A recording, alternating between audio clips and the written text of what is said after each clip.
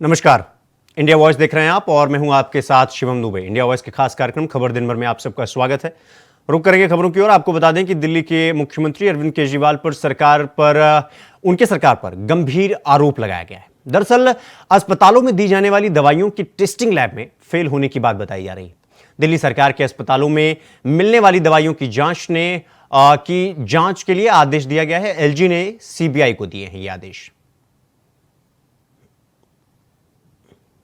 दिल्ली सरकार का एक और नया घोटाला सामने आया है। इस बार है दवा घोटाला। अरविंद केजरीवाल सरकार का ऐसा कोई डिपार्टमेंट नहीं है जिसके अंदर भ्रष्टाचार नहीं हुआ हो। शीश महल, लिकर स्कैम, जल बोर्ड, डीटीसी, ऐसे कई डिपार्टमेंट हैं जिसके अंदर घोटाले ही घोटाले हुए हैं। इस बार दवा घोटाला सामने आया है जिसकी रिकमेंडेशन जांच की सीबीआई को लेफ्टिनेंट गवर्नर के द्वारा दे दी गई है।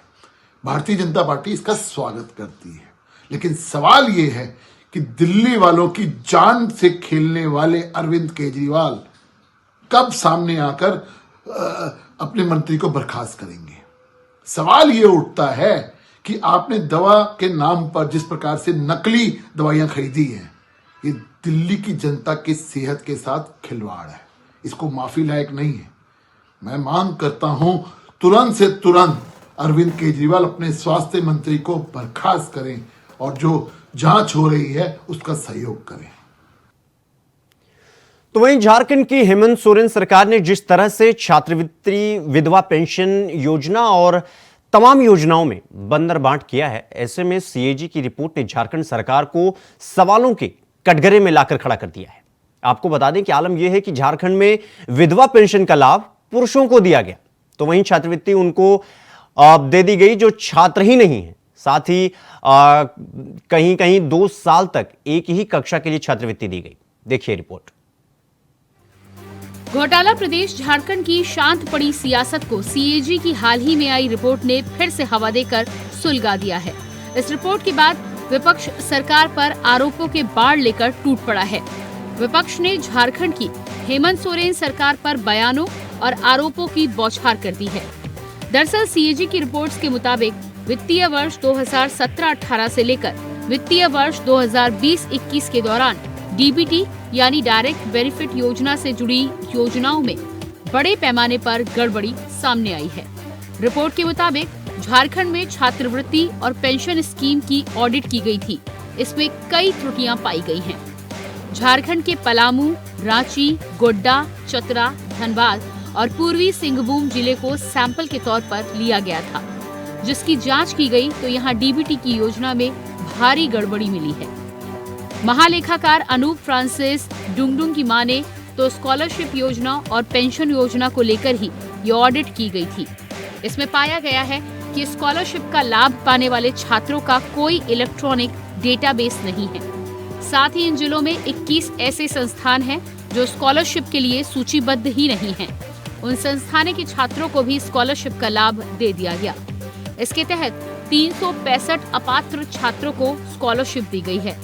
अल्पसंख्यक छात्रवृत्ति योजना में भी भारी अनियमितता पाई गई है। इसकी जांच में 60% के करीब अपात्र छात्रों को स्कॉलरशिप दिया गया। सिर्फ धनबाद जिले में ही 9.99 करोड़ रुपए की छात्रवृत्ति का फर्जी वितरण किया गया। वहीं पेंशन योजना की बात करें तो पेंशन 4 महीने देरी से मिल रही है। ऑडिट के दौरान 16 ऐसे पुरुष लाभार्थी मिले हैं जिन्हें विधवा पेंशन का लाभ दिया जा रहा है। साथ ही कई ऐसी महिलाएं हैं जिनका देहांत हो चुका है, उन्हें भी पेंशन दिया जा रहा है। हमारा असेसमेंट ये करना था कि डीबीटी का ट्रांसफर कितना इफेक्टिव है और उसमें क्या डिफिशिएंसीज है। हमने 2 स्कीम्स लिए थे। एक तो स्कॉलरशिप स्कीम था जो कि SC, ST, BC and minority schemes था। स्कॉलरशिप बिकॉज वो स्टूडेंट्स प्रीफर करता है और उनमें पेमेंट जाता है। सिमिलरली हमने पेंशन स्कीम्स भी लिए थे। इन दोनों को एग्जामिन करने के बाद हमें जो चीज़ें दिखी हैं सिस्टम, और चूंकि ये चीज़ें ई कल्याण से रिलेटेड था, तो कैसे सिस्टम में जो चीज़ें आप ट्रांसफर कर रहे हैं उसकी जो डेफिशिएंसीज है, उसमें जो irregularities in terms of fake या घोस्ट एप्लीकेंट्स हैं, इंस्टीट्यूशंस रजिस्टर नहीं करने के बावजूद भी उनके नाम पे आप उनके स्टूडेंट्स को अब पेमेंट चला गया, वो कैसे संभव हो पाया। तो ये सब चीज़ों को हमने जब देखा, और जैसे आप पेंशन स्कीम की अगर हम बात करेंगे तो timely pension is the biggest thing कि आपके ओल्ड वृद्धा योजना है मान लिया, उसमें आपका होना चाहिए कि हर मंथली मिले। अब बहुत बार के पैसा ही नहीं आता, 1 से 4 महीना बाद आप उसको देते हैं, जबकि पूरा पर्पस ही आपका मंथली सस्टेनेंस का होता है। इस रिपोर्ट के सामने आने के बाद प्रदेश में इसकी जांच की मांग उठने लगी है। सत्ता पक्ष और विपक्ष दोनों इस मुद्दे पर सरकार से जांच करने की मांग कराने में जुटे हैं। नियमितताओं की एक लंबी फहरिस्त है।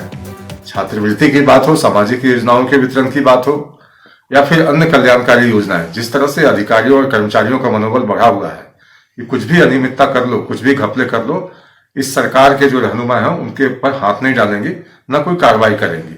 इसलिए बेखौफ होकर जो मन आता है वो कर रहे हैं।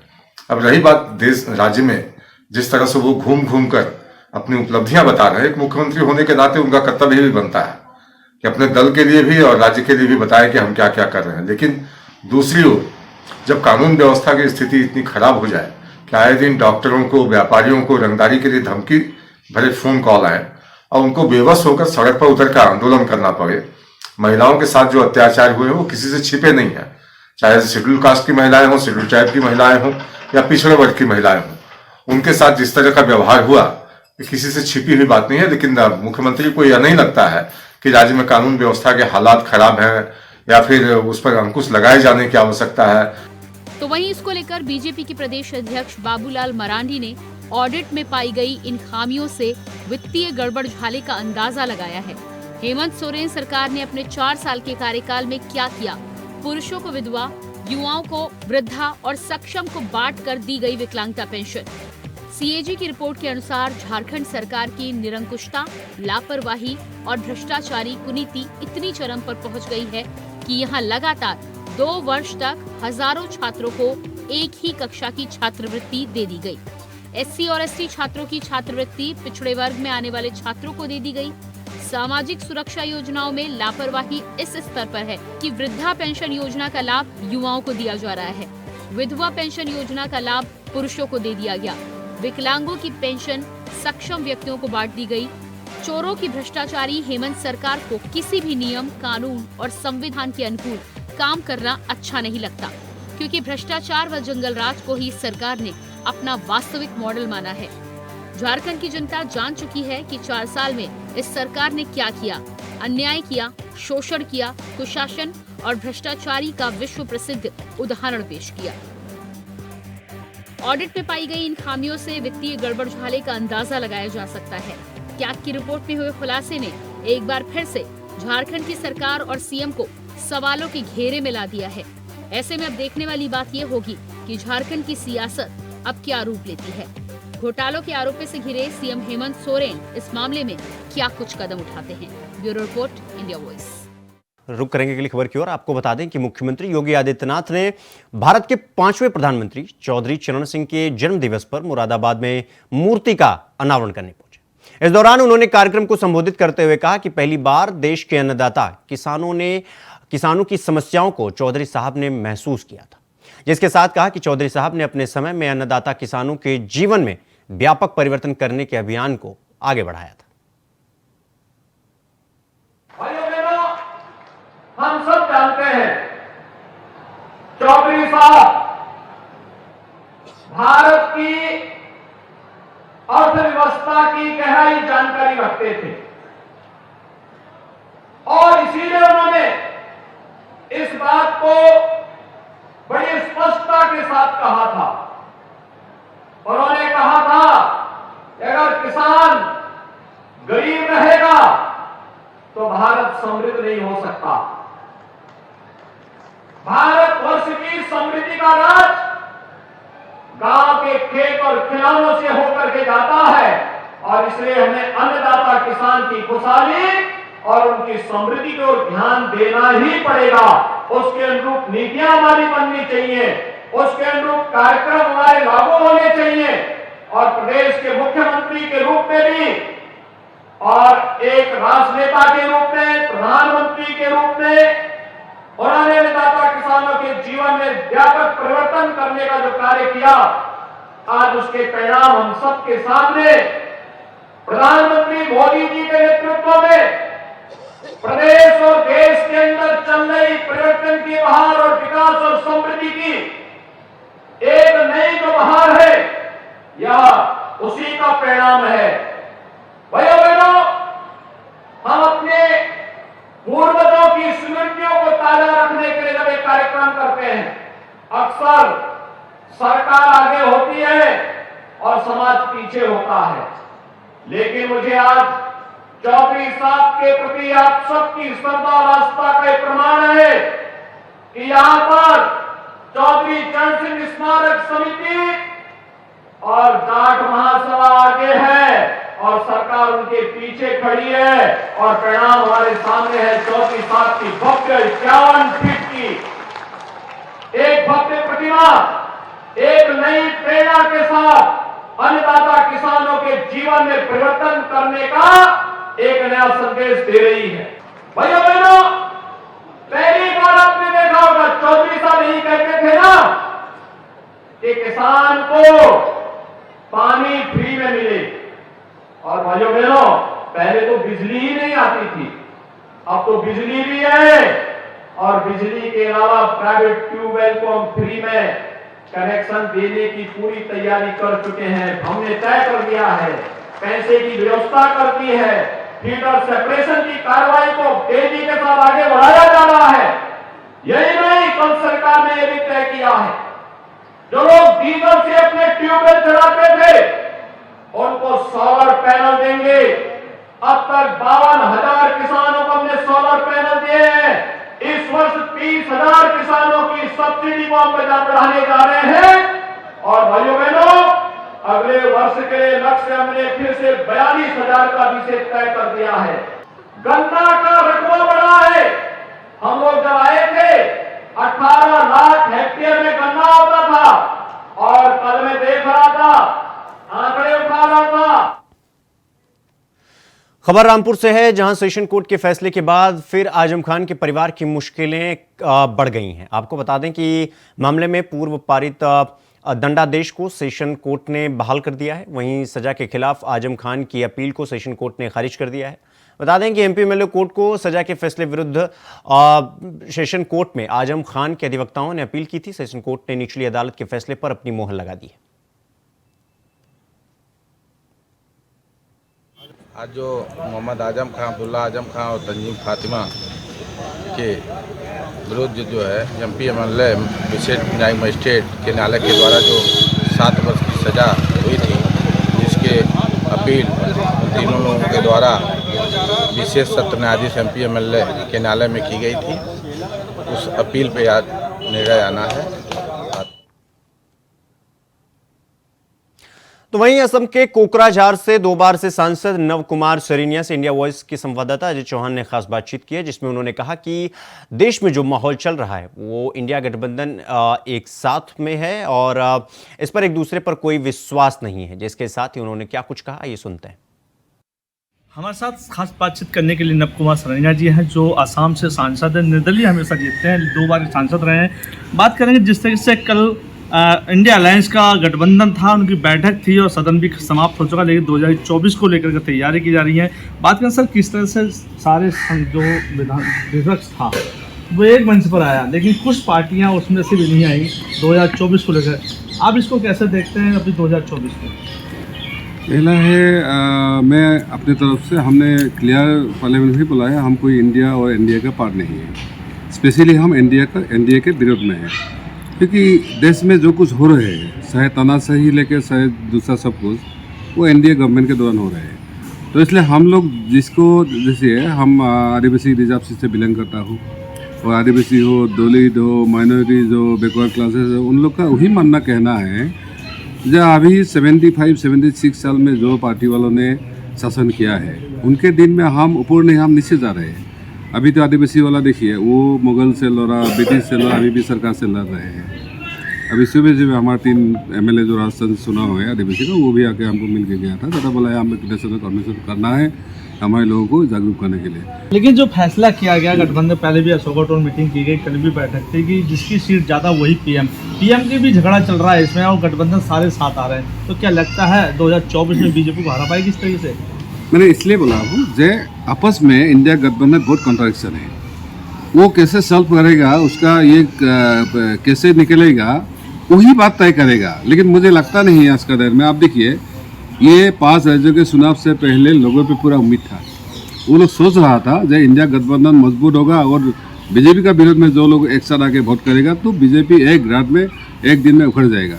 लेकिन ये रिजल्ट आने के बाद ये लोग भी थोड़ा मायूस में उसका साफ हो गया था कि 5 राज्यों गठबंधन किसी का नहीं है, खाली लोकसभा गठबंधन। उसमें अखिलेश कुमार ने, ममता बनर्जी ने, केजरीवाल ने कई सवाल किए कांग्रेस पर। हाँ, वही तो बात है। आज का डेट में मैंने बोला भी, अगर कांग्रेस के सामने एक लक्ष्मण रेखा खींचना है, अगर 150 से सीट वो ज़्यादा लड़ेगा नहीं, तो भी मुझे लगता है ये गठबंधन कम से कम 150 की सीट के आसपास जा सकते हैं। अगर कांग्रेस ने बोला है हम 250 सीट लड़ेंगे, तो मुझे लगता है कांग्रेस तो 250 में उसको इस बार शायद 50 भी नहीं मिलेगा, 50 भी नहीं मिलेगा। और एनडीए मतलब एनडीए कम से कम 700 के आसपास जाएगा। राहुल गांधी कहते हैं गैस सिलेंडर लेके अंदर घुस गए थे मोदी सरकार में। हाँ, ये अगर ये जहरीला गैस होता, उस दिन का जितना पार्लियामेंट्री है वो बचता है क्या? नहीं बचता। अगर ये गैस लेके जा रहे, वो भी लेके जा सकता था। तो हाँ सर, हो सकता है लड़का लोगों का कोई पार्लियामेंट्री का मानने का नहीं, उसको अपने को प्रसार करने का या अपना सोच को लाने का, जैसा भगत सिंह जी किया ने। और प्रिलिमिनरी में ये भी आया है वो भगत सिंह क्लब का ही है। अगर देश का माहौल ऐसा बन गया तो क्या बनेगा? अभी पोलराइजेशन जो हो रहे हैं धर्मों के नाम पे, ये नाम कुछ अच्छा नहीं है। जो मुगल कर रहा था, जो दूसरा कर रहा है, वही अगर आप करेंगे तो उससे फर्क क्या पड़ने वाला है? क्या बीजेपी वही मुगल वाला राज अपना रही है? क्या लगता है 2024 राम मंदिर रहेगा कि 22 जनवरी को राम मंदिर के जो लला है वो अपने विराजमान करेंगे? देखिए, राम मंदिर के लिए हम सबको शुभकामनाएं, क्योंकि बहुत सारा ऐसा लोग है हमारे देश में, हमारे बीच में, जो एक्चुअली राम को एक भगवान जैसा मानते हैं। वो राम राज्य में हो सकता है उसको लिखाई पढ़ाई भी सीखने का मौका नहीं मिलता था, उसका प्रॉपर्टी का भी उसका राइट नहीं था उस दिन, फिर भी वो लगता है राम राज्य ठीक था। उसके लिए हमारा बहुत बड़ा है, उसका जो भरोसा, उसका जो बीज है, उसको हम ये नहीं करेंगे। लेकिन कुछ ऐसा लोग हैं जो राम मंदिर पे राजनीति करता है, जो राम मंदिर पे दलाली करता है, ये ठीक नहीं। तो वही खबर उत्तर प्रदेश के जनपद मुजफ्फरनगर से है, जहां शिक्षा के एक मंदिर में देश के प्रधानमंत्री नरेंद्र मोदी के बेटी बचाओ बेटी पढ़ाओ के नारों को शर्मसार करने का मामला सामने आया। आपको बता दें कि मां शाकंभरी यूनिवर्सिटी द्वारा फीस वृद्धि के विरोध में प्रदर्शन कर रही छात्राओं का आरोप है कि कॉलेज की कार्यवाहक प्राचार्य और एक अध्यापक ने उन्हें यह सलाह दी है कि अगर तुम इतनी ज्यादा फीस भरने के लिए सक्षम नहीं हो तो अपने माता पिता से कहो कि हमारी शादी कर दें। टीचर द्वारा यह वक्तव्य कहे जाने के बाद छात्र छात्राओं में आक्रोश का माहौल है।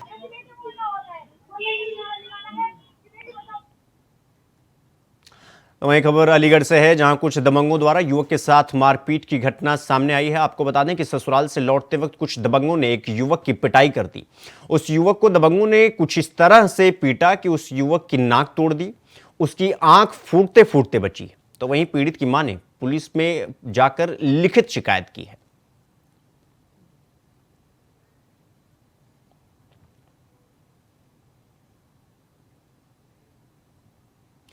खबर पटियाला से है, जहां प्रतिदिन गुंडागर्दी देखने को मिल रही है। आपको बता दें कि ऐसा एक मामला शाही शहर पटियाला के फैक्ट्री एरिया गोल चक्कर के पास से आई है, जहां संगम कैटरर के बाहर खड़ी अल्टो कुछ अज्ञात व्यक्तियों ने गाड़ी के ऊपर आईटीओ से वार कर गाड़ी के 6 शीशे तोड़ डाले। वहीं यह सारी घटना सीसीटीवी कैमरे में कैद हो गई।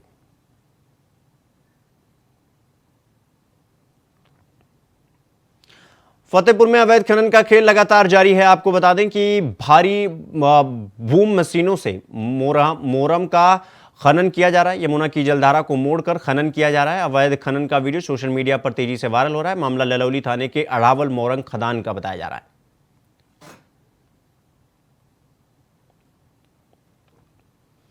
तो वहीं मथुरा में 1 घंटे में हेलीकॉप्टर मथुरा से आगरा का हवाई सफर कराएगा। आपको बता दें कि सीएम योगी 25 दिसंबर को दोपहर 12 बजे राधा कृष्ण स्वरूप के साथ हेलीकॉप्टर में उड़ान भरकर इसकी शुरुआत करेंगे। पर्यटन मंत्री जयवीर सिंह भी मुख्यमंत्री के साथ मौजूद रहेंगे। साथ ही बटेश्वर से उद्घाटन के बाद फ्लाइट गोवर्धन जाएगी, जिसमें सीएम योगी भी होंगे। इसके साथ 26 दिसंबर से आम लोगों और पर्यटकों के लिए हेलीकॉप्टर सेवा शुरू हो जाएगी। सीएम योगी भारत रत्न पूर्व प्रधानमंत्री स्वर्गीय अटल बिहारी वाजपेयी की जयंती पर हेलीकॉप्टर सेवा का शुभारंभ करेंगे।